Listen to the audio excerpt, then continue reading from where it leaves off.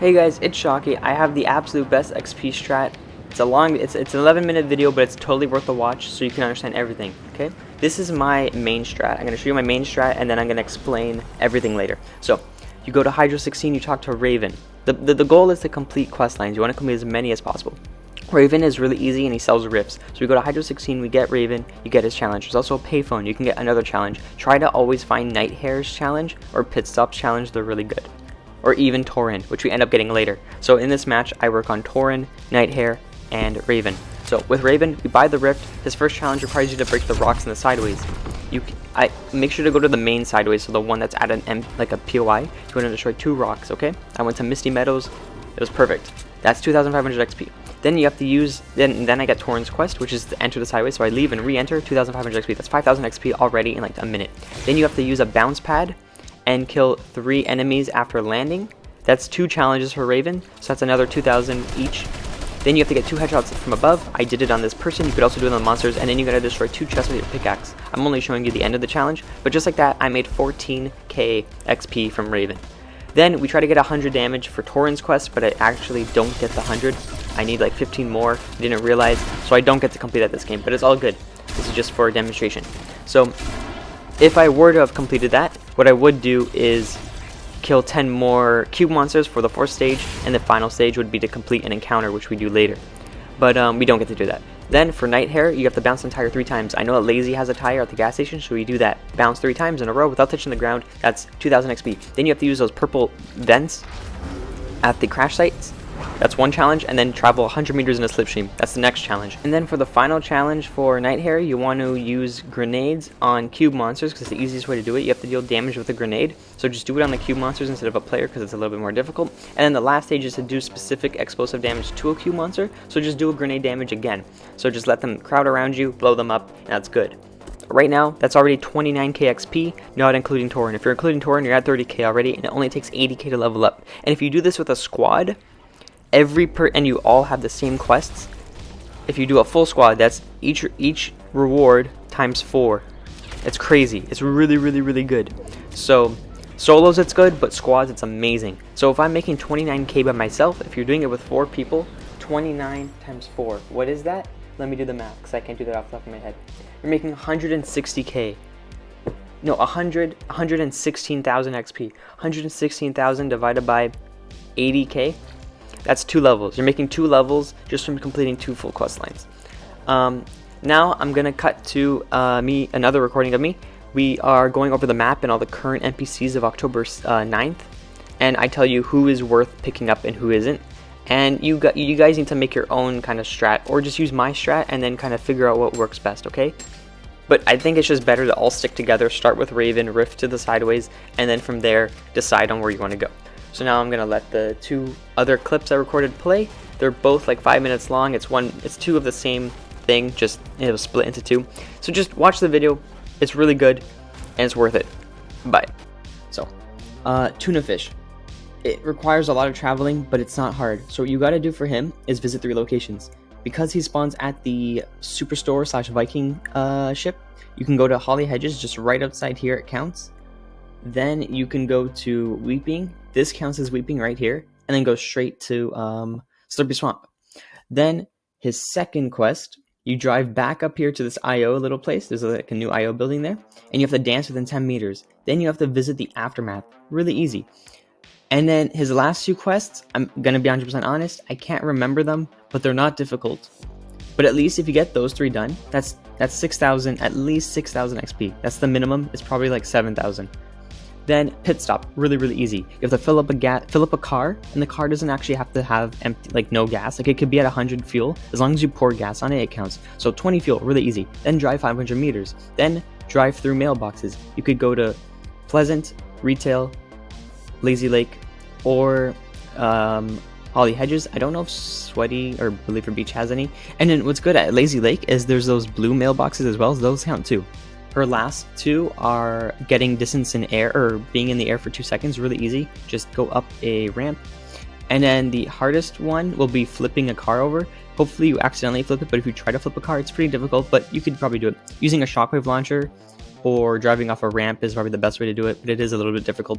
Then for Torin, her quests, we already went over them, they're really easy. You enter a sideways, you pick up a sideways weapon, do 100 damage with the sideways weapon to players, can't be cube monsters. Then you kill 10 cube monsters and complete a encounter. Grim Fable, hers are not the best. You have to go into a hay bale, break beds at Holly or Pleasant, and then pick up a harpoon gun, kill a wolf, and emote next to animals. The wolf is the hardest part, so maybe if you're only to the first steps, those are easy, but again, you would have to run all the way to Corny, so it's not too good. Big Mouth, his aren't hard, it's just chest spawn rates are the problem. So with Big Mouth, if you go, you have to go to Steel Farm, open 2 chests. There's only 3 chests there, so that's the hardest part. But if you get through that, then you have to open an ice box. Those are really easy. You can get them at the Orchard. Sweaty has a lot, or this house over here at this lake canoe. And then you have to open ammo boxes at Dirty Docks, use a mending machine and purchase a healing item, and then open a supply drop. So it's not too difficult. The Brat is also pretty easy. It's like open a cash register, destroy beds or couches for gold. You just have to destroy the beds or couches, you don't need the gold.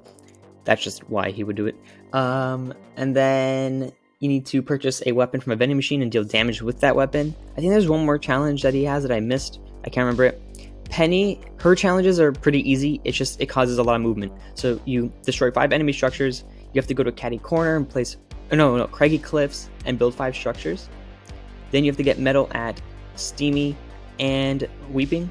And then you need to hit 4 weak spots really easy. And then you have to dance next to an enemy built structure, a friendly structure, but it could be your own. So it's really, really quick XP once you finish the first 3 things that cause you to go around the map a lot.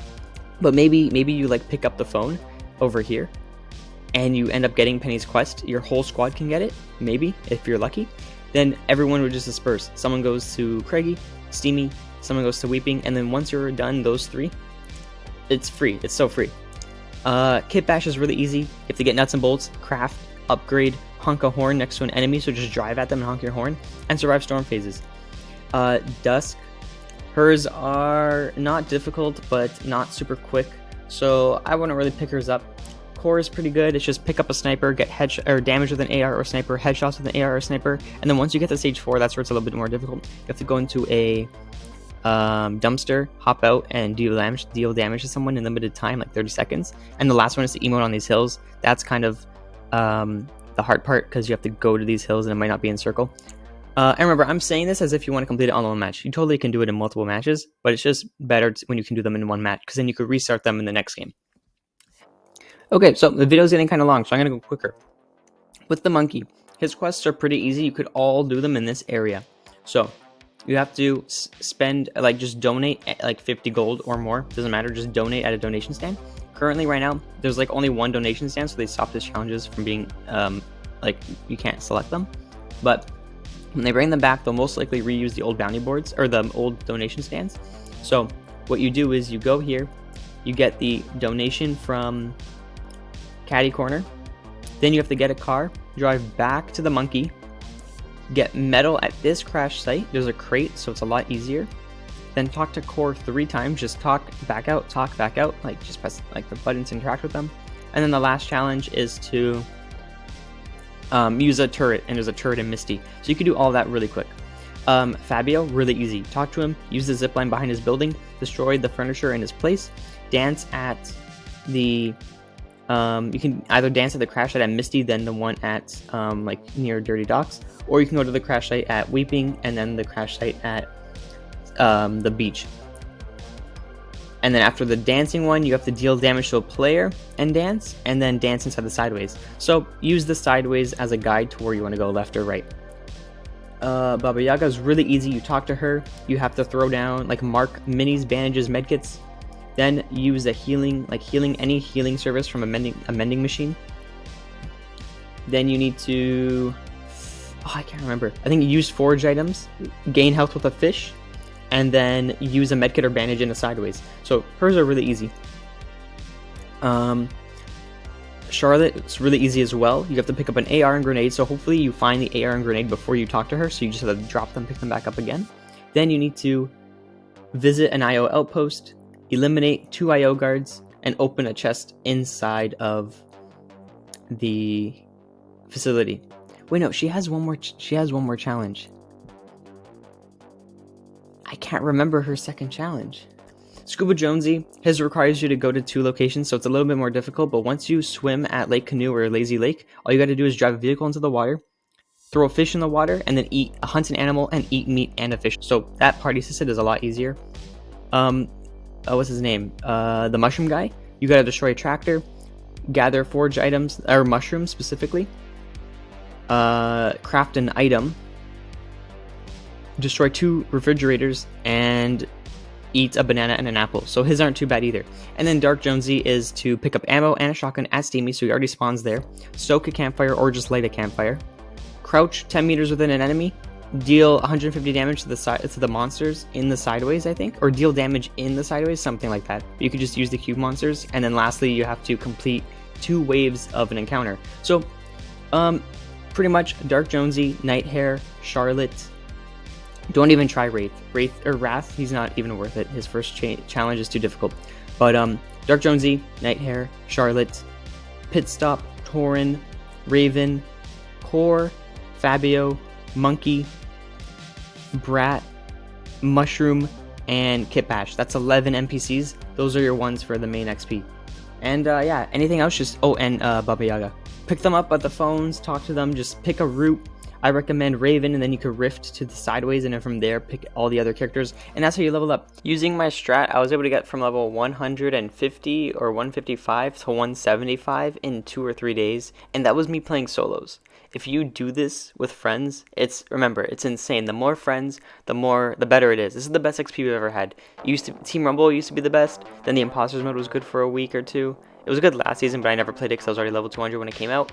And so yeah, right now this is the absolute best, and I hope Fortnite never ever changes it, because we have literally never had a reason to play the core game in order to level up. It's always been Team Rumble. If you want to play the core mode, you would be doing challenges, and that's it. There's no reason.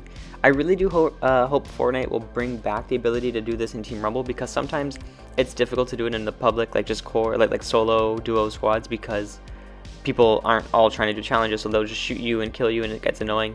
But yeah, it's pretty good. Just play with friends. Remember, try to stick together, do all the same challenges. That way you're all party assisted, and you make an insane amount of XP. It's really, really good. You don't need an exploit. The exploit yesterday was insane, but this is like probably a more fun and enjoyable way to do it. And sometimes the best way I find to play Fortnite is you're doing challenges, and then before you know it, there's 10 people left. You have like 3 or 5 kills because they were in your way when you're trying to do challenges. And the way challenges make you play, it makes you go to random locations, changes up your strat, and because of that, you end up avoiding players, you know? Like, you might go into Storm for a challenge because you're so close to completing and you want that 39k, or 3,000k, you know? So 3,000, not 3,000k. But yeah, that's it. I'm gonna stop talking. This is a long video. Hopefully you guys watch. This is actually really, really good. And try it out, do it with your friends, and please subscribe, check out all my content, all my playlists. Whenever new punch cards come out, I make videos on them, and I tell you if they're good or not, if you need to, should repeatedly do them or just do them once for the punch card. But yeah, that's it. Bye. Thanks for watching.